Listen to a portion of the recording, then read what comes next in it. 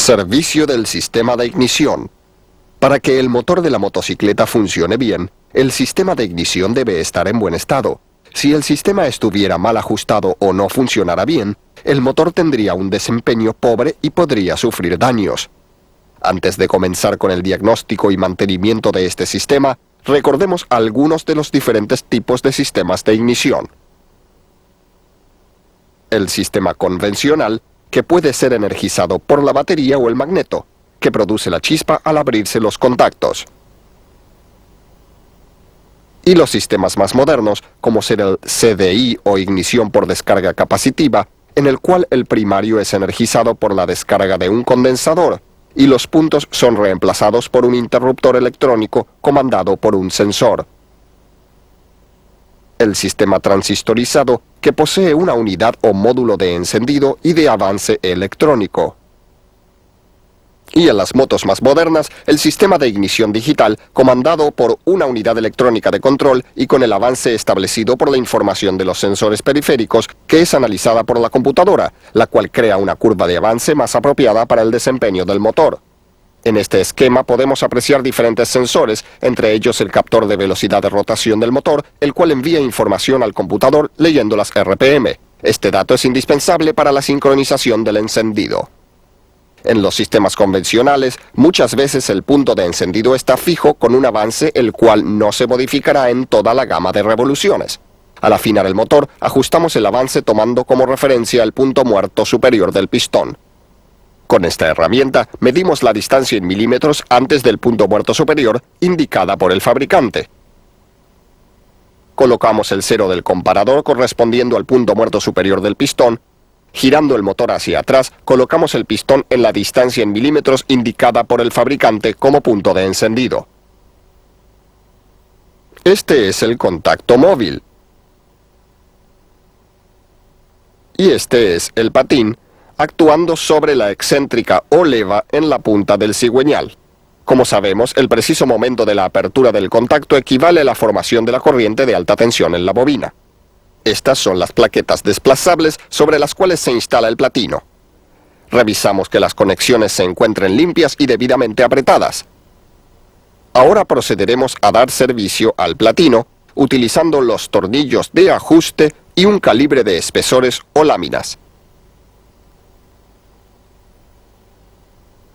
Verificamos la distancia entre los contactos y la colocamos a las especificaciones indicadas por el fabricante.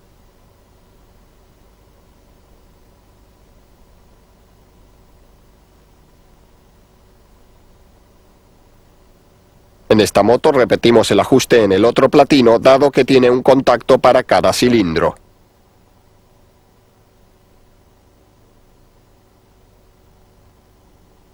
Ahora colocamos una lámpara piloto, la cual se va a encender en el preciso momento en que los platinos hacen contacto girando el motor.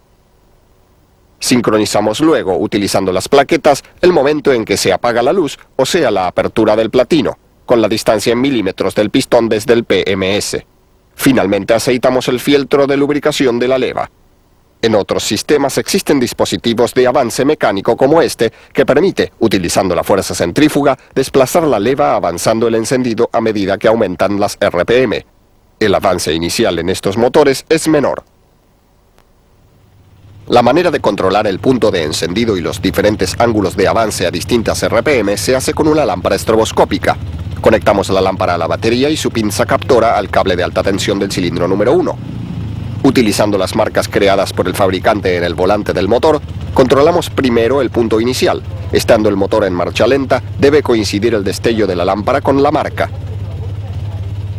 Luego repetimos la operación en las distintas gamas de RPM indicadas por el fabricante.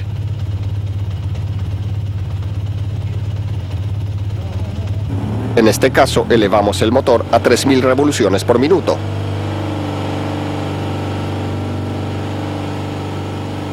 Vemos cómo la marca que aparece ahora coincide con el destello.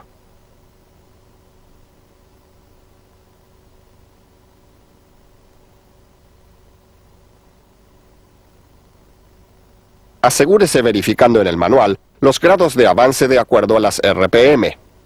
Muchas motos solo tienen marcas en el volante y las especificaciones están en grados. Debemos utilizar una lámpara que descifre el avance en grados que está actuando en ese momento. En el sistema de encendido de volante magnético podemos utilizar la lámpara como control visual del sistema de avance electrónico.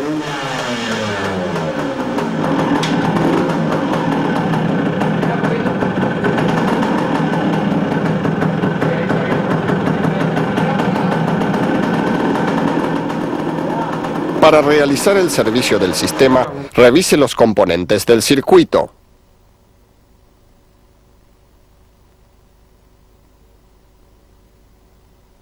Quite e inspeccione las bujías. Esta nos muestra un exceso de aceite. La bujía nos indica cómo se produce la combustión en el motor. La inspección visual de la bujía, controlando los depósitos y el estado de la porcelana y los electrodos, nos indican cómo en este caso que el motor se encuentra carbonizado, con mezcla pobre y ocasionales picos de temperatura. En este otro caso, la mezcla es demasiado rica o tiene exceso de aceite. La diferencia de colores entre la porcelana y el resto de la bujía es normal, siendo siempre más clara y más seca al pie del electrodo o porcelana. En este caso, la temperatura de autolimpieza del pie del electrodo fue excesiva y fundió el electrodo central. También debe controlarse el desgaste del electrodo de masa. Los motores de moto utilizan bujías de rosca larga o corta, como esta, independientemente de su grado térmico o de autolimpieza. Este grado está dado por el largo del pie de la porcelana. En este caso vemos bujías de rosca corta a la derecha de grado térmico caliente y a la izquierda de grado térmico frío. Recordemos que el largo de la porcelana indica el grado térmico de funcionamiento debido a que cuanto más larga es esta, más dificultades tiene en evacuar el calor. La comprobación más práctica de funcionamiento del sistema se logra quitando la bujía del motor y probándola en el chasis. Procederemos a darle servicio a la bujía. Con esta herramienta de alambres calibrados, controlamos la distancia disruptiva o luz entre los electrodos, ajustándola a las especificaciones del fabricante. También limpiamos la bujía con un cepillo suave y solventes. También podemos medir la luz utilizando un calibre de láminas. Como parte de la inspección del sistema de encendido, verifique las conexiones del sistema como ser conectores, módulos de encendido, terminales de bobinas. Compruebe que la instalación no haya sido alterada como en este caso. Verifique el voltaje de la batería y la densidad del electrolito. En las motos sin batería, verifique la resistencia de la bobina generadora. En este caso, el conector ha sido removido. Identifique el terminal del color del cable. Mida la resistencia. Debe ser la indicada por el fabricante.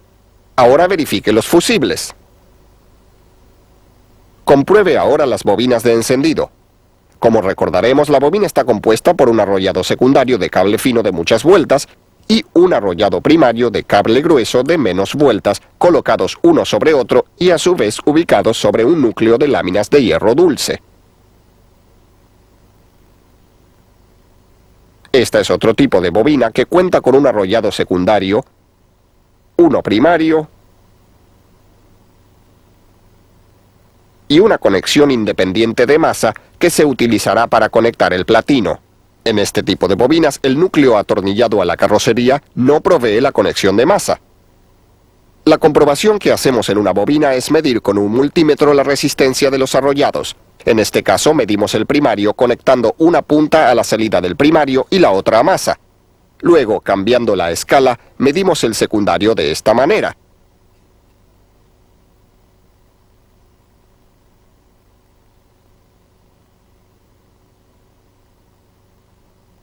Observe que la resistencia del secundario es mucho mayor por tener más vueltas y cable más fino. En esta otra bobina sí se mide el primario utilizando el cable de masa.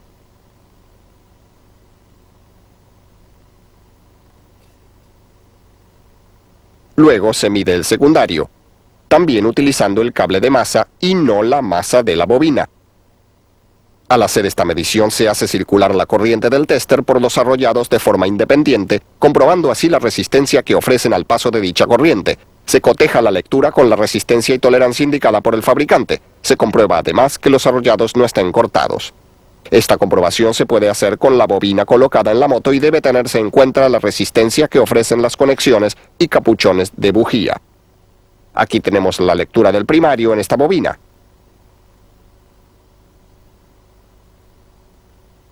Y la medición del secundario, para la cual en esta moto se conectan las dos puntas del multímetro en los capuchones de la bobina por ser una bobina doble que activa dos bujías a la vez. Aquí vemos las comprobaciones de una bobina de botella.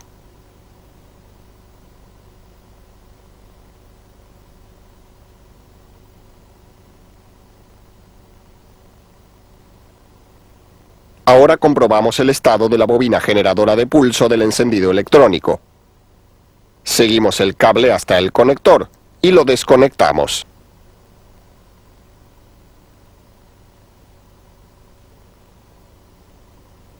Vemos que en esta moto se trata de dos bobinas captadoras de pulso conectadas en una misma ficha. Procedemos a conectar el multímetro, comprobamos la resistencia de las dos bobinas en el conector de una por vez.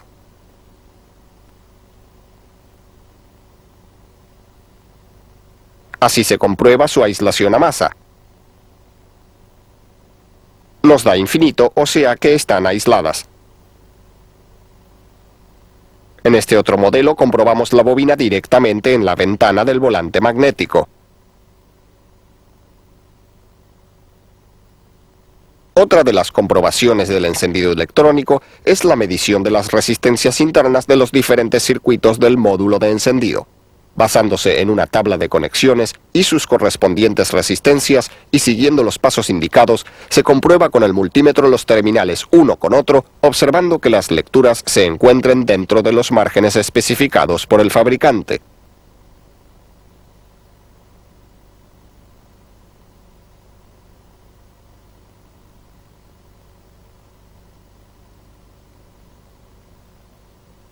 Diagnóstico de fallas.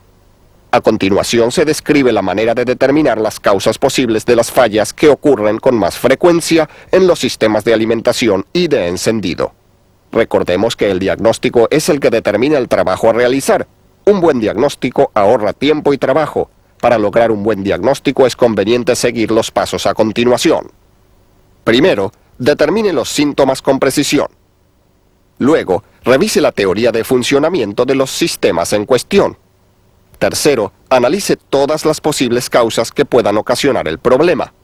Luego, inspeccione individualmente los componentes. Por último, verifique nuevamente el diagnóstico, concluyendo si ha sido correctamente realizado y si está acertado.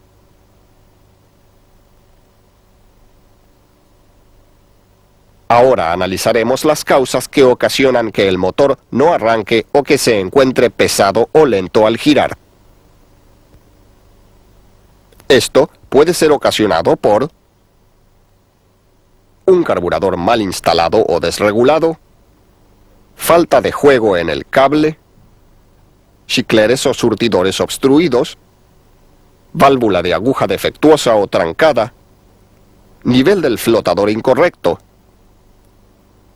suciedad en el combustible, orificio o manguera de ventilación del tanque obstruido, bujía sucia o empastada, chispa débil, huelgo insuficiente o excesivo en los electrodos, cortocircuito entre el cable de alta tensión y el chasis, terminales de la bobina flojos, cable del primario o secundario en cortocircuito, inducción insuficiente de alta tensión, bobina de campo con el cable interrumpido, unidad de encendido defectuosa. A continuación, veremos las fallas que ocasionan la pérdida de potencia y el desempeño pobre del motor. Filtro de aire obstruido o con agua. Posición incorrecta del seguro de la aguja. Carburador mal instalado. Gicleres o surtidores obstruidos, orificios de aire taponados, nivel del flotador incorrecto, mala calibración del carburador, válvula de combustible parcial o totalmente obstruida, pobre circulación del combustible, huelgo incorrecto de los electrodos,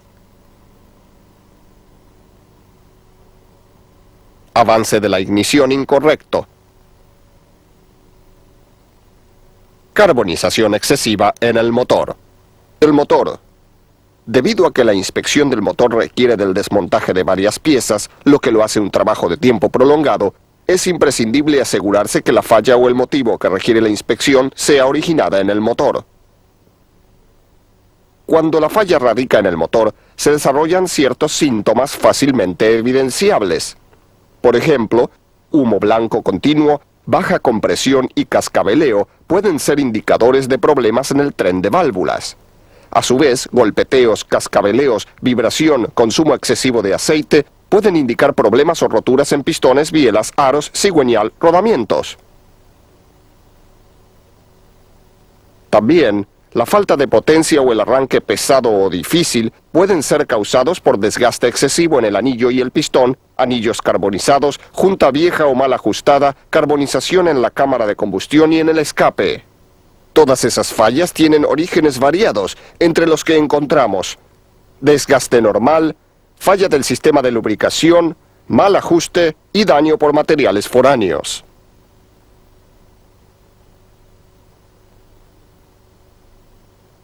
Sobrecalentamiento. El sobrecalentamiento puede ocasionarse debido al tiempo de encendido incorrecto, a un huelgo entre piezas excesivo, a una carburación mal reglada con mezcla pobre, a un nivel del flotador incorrecto, a entradas de aire, daño provocado por la detonación, bujía de grado térmico incorrecto. Siempre se debe realizar la prueba de compresión para detectar el estado interno de los componentes del motor, tales como el pistón, aros, válvulas, asientos y juntas. Una baja compresión indica un mal funcionamiento de alguno de estos elementos. Antes de desmantelar el motor, usted debe tener una idea del desperfecto. Observe si el motor puede ser inspeccionado y reparado sin retirarlo del cuadro, como es el caso de los trabajos en el tren de distribución, como por ejemplo el ajuste de válvulas. Antes de desmontar el motor para inspeccionarlo, usted debe revisar el manual de servicio y seguir los procedimientos indicados.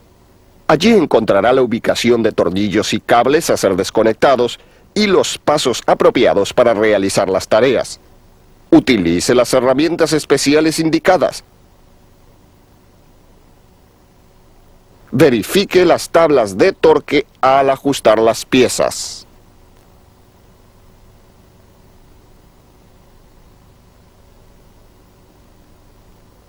Para comenzar con el desmontaje del motor, empiece retirando el carenado, el asiento, el tanque y otras partes de la carrocería.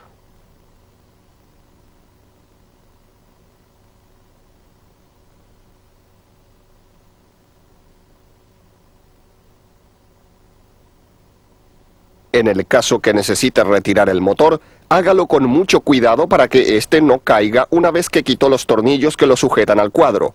Un gato hidráulico puede facilitar esta operación. Luego de quitar el motor es conveniente instalarlo en un soporte especial para trabajar cómoda y seguramente. Al desmontar el motor es importante ordenar las piezas desmontadas para que no se extravíen y para que facilite el trabajo de reinstalación. Recuerde, el orden y la prolijidad, así como el uso correcto de las herramientas, son fundamentales para desarrollar un trabajo eficiente, seguro y de calidad.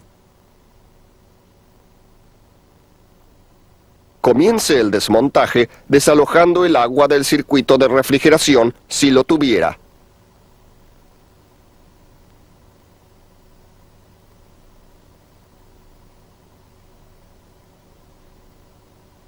Para facilitar la evacuación del agua, retire el termostato y drene bien los componentes.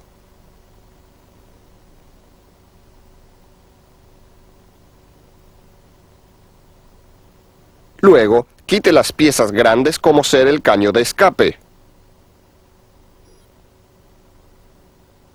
Luego, retire la tapa de válvulas si el motor fuese de 4 tiempos. En los motores de 2 tiempos, la tapa de cilindros descubre el pistón y la cámara. Luego se comprobará visualmente la formación de carbón o depósitos sólidos de hollín. Si los hubiese, procedamos a descarbonizar los elementos. Primero, en caso de no necesitar desmontar el pistón, coloque un paño para proteger el interior del motor y proceda a descarbonizar y sopletear. Descarbonice la cabeza del pistón con una espátula redondeada, no filosa, procurando no rayar profundamente la superficie.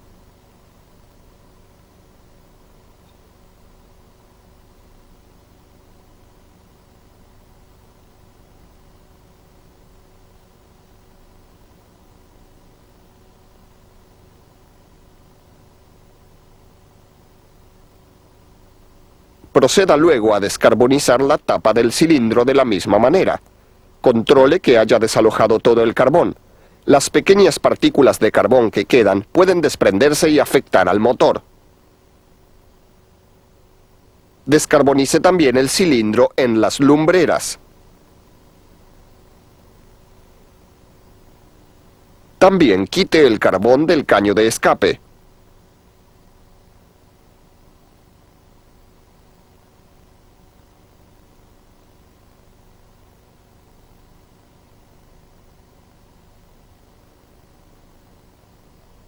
Desarme el caño de escape para limpiarlo si fuera necesario.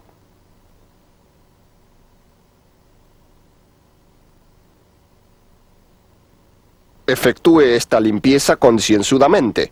Recuerde que en el motor de 2 tiempos, todo resto de carbón afecta el desempeño y causa sobrecalentamiento.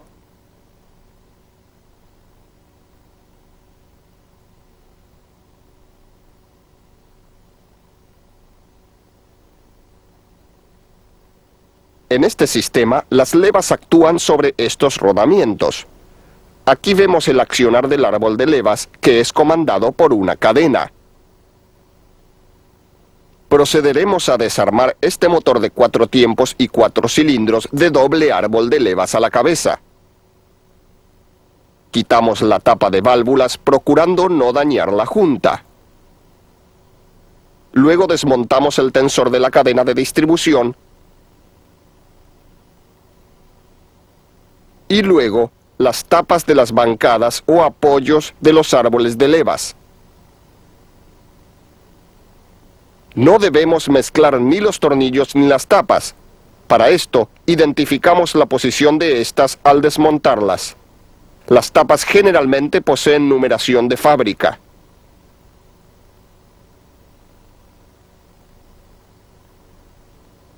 Quitamos los árboles de levas retirando primero las coronas que los acoplan a la cadena.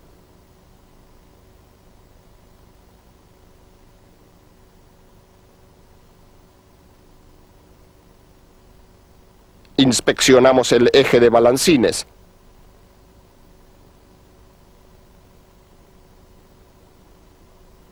Luego, el desgaste ocasionado por las levas en los apoyos donde actúan.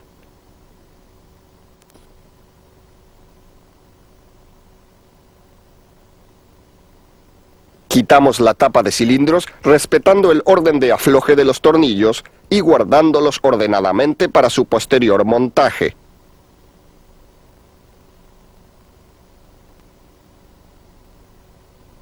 Retiramos la junta de tapa de cilindros.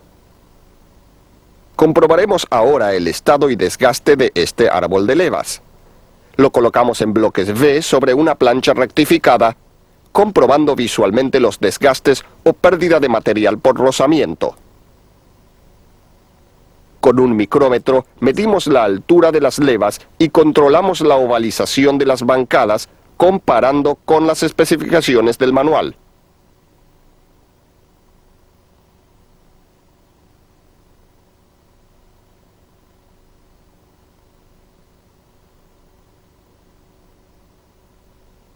Con la ayuda de un comparador, controlamos la excentricidad del árbol en diferentes puntos. En este caso, se ve muy poca excentricidad, debido a que la aguja apenas oscila.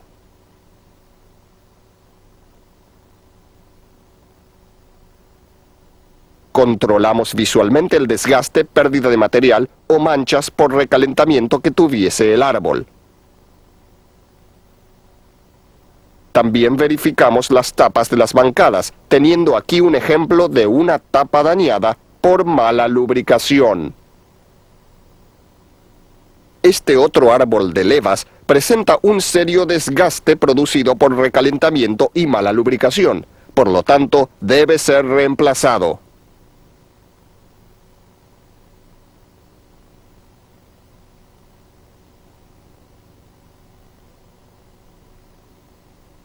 Estos balancines también deben ser reemplazados. Las pérdidas de material en los elementos de rozamiento del tren de válvulas dejan claras marcas para una inspección visual. Estos rodamientos están en buen estado.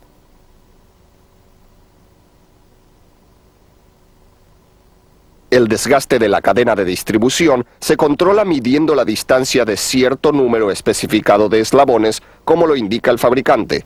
Midiendo con una regla, si la distancia excede las tolerancias, la cadena debe reemplazarse.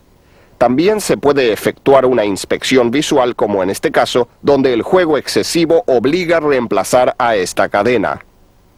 Desarmamos el tensor de cadena para limpiarlo. Procederemos ahora a extraer las válvulas utilizando un compresor de resortes.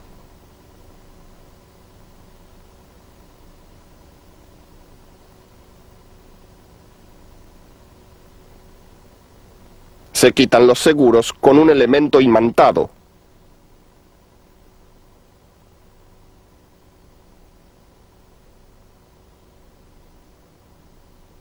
La posición y orden de los resortes debe respetarse al rearmar el motor.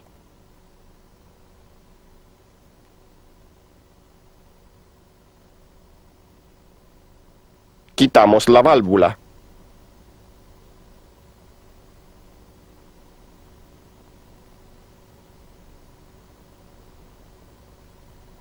Aquí vemos los seguros. Estos traban el platillo, el que a su vez mantiene al resorte comprimido contra la tapa. Procedemos a limpiar las válvulas utilizando un cepillo de acero.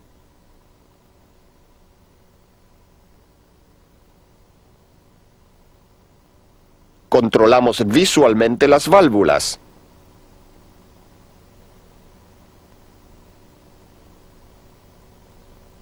Medimos su vástago en diferentes puntos, comparando la lectura con los datos del manual.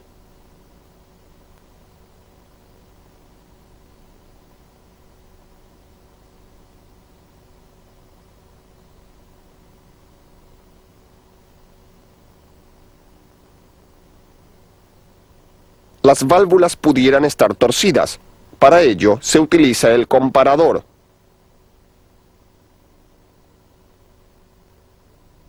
Es importante medir el huelgo entre la válvula y la guía. Para esto, colocamos la válvula en su lugar y tomamos, de esta manera, con el comparador, la medida en su máxima apertura. En este caso, el huelgo es muy grande. De todas formas, verifique la medida límite en el manual. Colocamos el comparador en 0 y tomamos la medida. Ahora controlamos visualmente el estado de los asientos de las válvulas, viendo que estos no se encuentren quemados o deformados.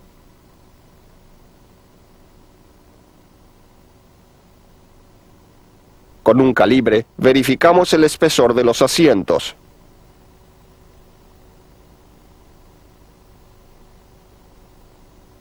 Estando todo esto en buen estado, procederemos a asentar las válvulas utilizando la pasta de esmeril o carborundum.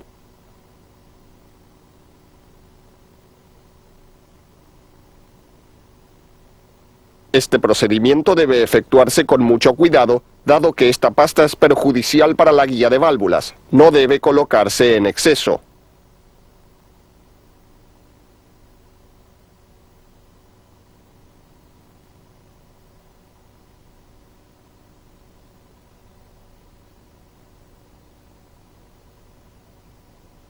El movimiento circular que se le aplica a las válvulas con esta herramienta hace que los elementos se asienten y tenga la válvula un eficaz sellado, imprescindible para el buen funcionamiento del motor.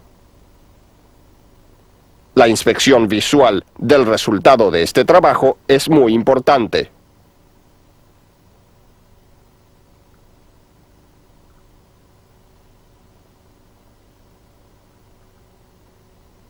Ahora medimos la altura de los resortes cotejando con los datos del manual.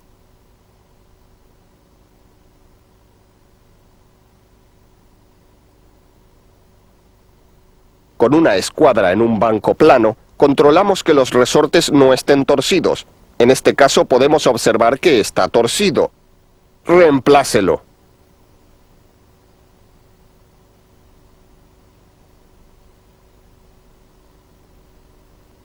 Al montar los resortes debemos generalmente instalarlos con las vueltas más juntas en la parte inferior.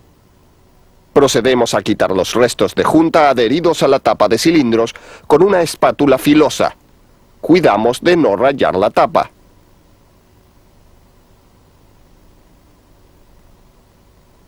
Con un paño quitamos los restos y sopleteamos bien la tapa en los orificios de lubricación antes de medir la deformación de la tapa.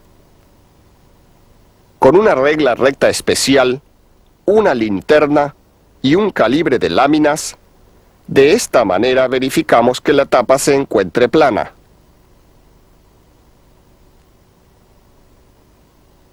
En este caso, el calibre no puede penetrar en ninguna posición de la regla, lo que indica que la tapa está en buen estado. En el manual se indica de qué manera se debe colocar la regla y el tamaño de calibre de lámina a utilizar. Siga las instrucciones del manual con respecto a los procedimientos a seguir en caso de que la tapa esté deformada. Controlamos luego si existieran fisuras o roturas en estos lugares.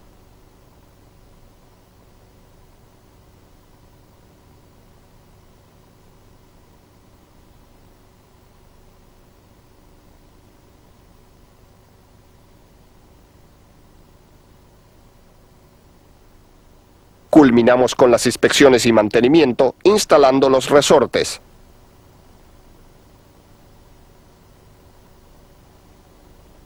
Utilizamos el compresor para instalar los seguros y dejar las válvulas armadas. Golpeamos levemente con un martillo de plástico para acomodar los seguros. Aquí tenemos los cilindros.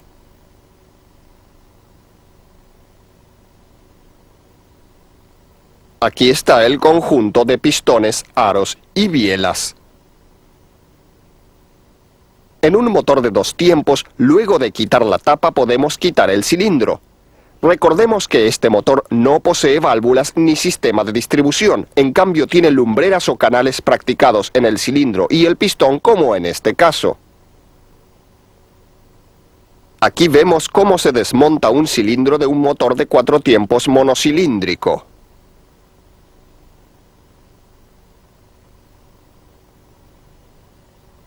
Procederemos a remover el pistón de un motor de 4 tiempos. Colocamos un paño para evitar que los seguros del perno caigan dentro del motor. Quitamos el seguro con una pinza especial y desplazamos el perno. Usted podría necesitar un extractor en caso que el perno esté atascado. Estas 4 muescas corresponden al espacio de las válvulas.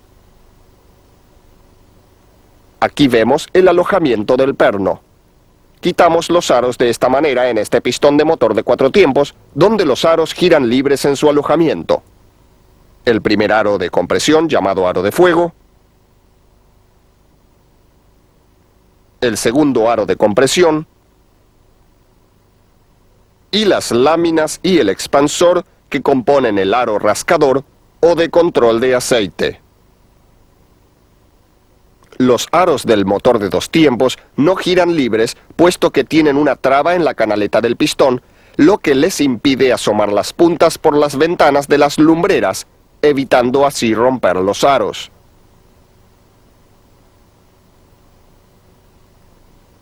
Inspeccionamos visualmente este pistón de 4 tiempos. Verificamos no tenga fisuras, grietas o material desplazado.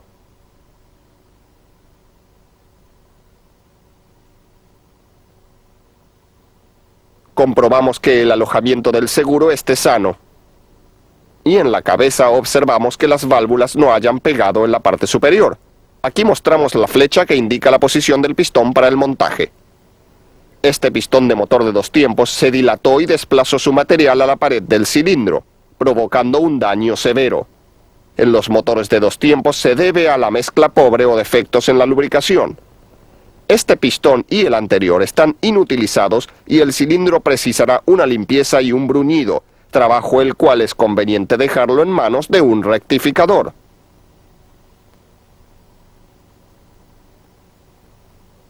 En este otro caso se agujereó la cabeza del pistón debido a que la bujía era de un grado térmico muy caliente.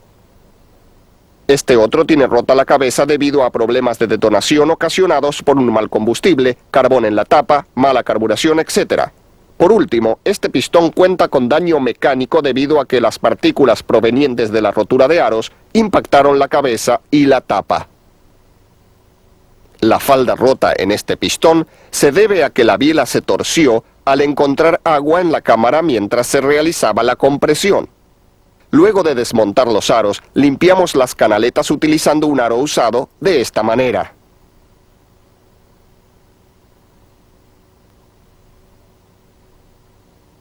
La verificación del perno del pistón consta de una inspección visual por si estuviera azulado o destemplado.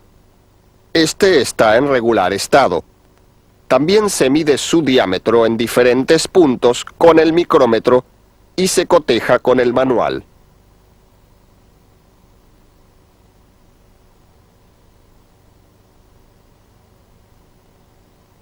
Ahora procederemos a controlar la luz o huelgo entre las puntas de los aros.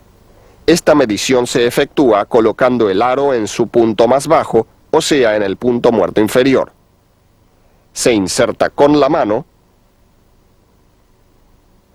y se empareja con el pistón. Se mide la luz con un calibre de láminas comparando con el manual y se retoca la punta, si es posible, según las especificaciones del fabricante. Para medir la luz o huelgo entre pistón y cilindro, tomamos primero el diámetro del pistón en el punto indicado por el fabricante.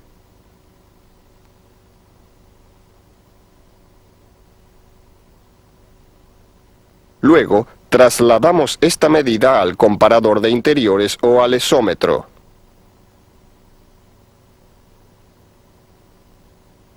Colocamos el reloj en 0.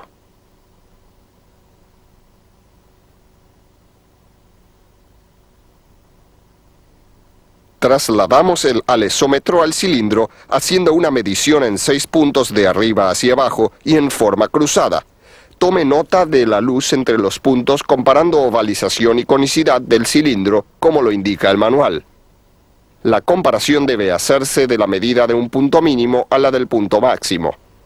Tenemos la primera, segunda y tercera medición.